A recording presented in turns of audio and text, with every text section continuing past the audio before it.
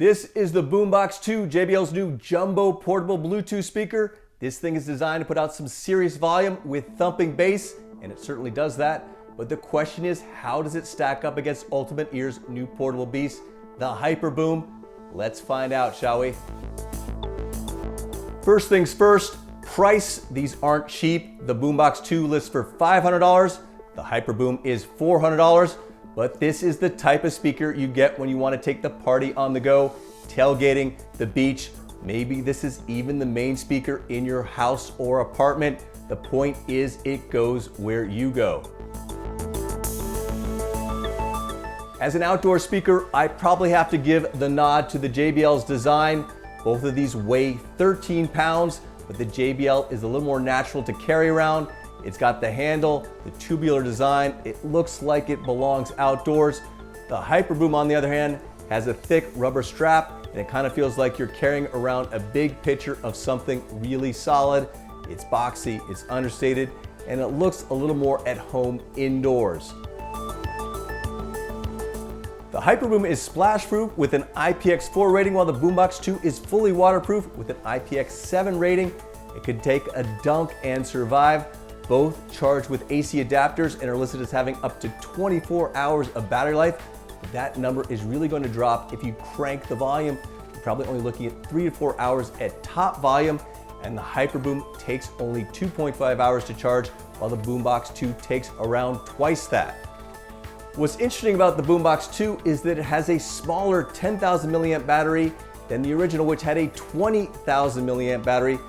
But the speaker is more energy efficient with the new Bluetooth 5.1 chipset, and yet it weighs about 1.5 pounds more, which means the added weight went into other components besides the battery. Both of these have a USB out port that allows you to charge external devices like your cell phone, and there's also an analog audio input if you want to go wired and connect a device without using Bluetooth. The Hyperboom adds an optical digital input. That means you can connect it to a TV, PC, or game console.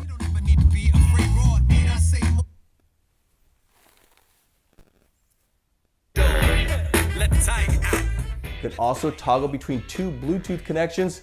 It has a built-in microphone that calibrates the speaker's sound to wherever it is, indoors or outdoors.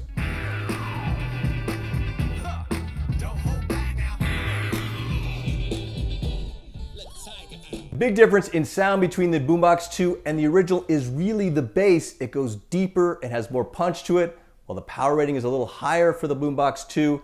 Its top volume is about the same as the original. It just sounds fuller and more dynamic at its top volume and has no indoor or outdoor mode like the original did.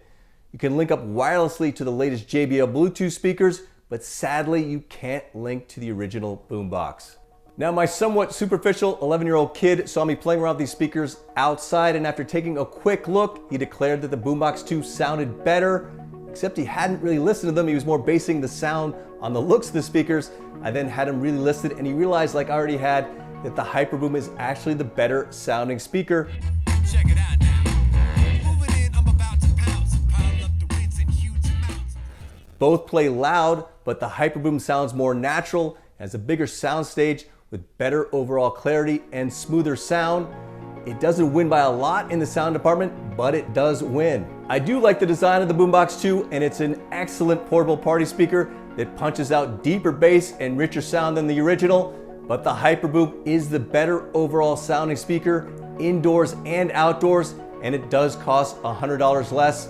I'm David Carney for CNET.com. Thanks for watching, and let me know what you think in the comments section.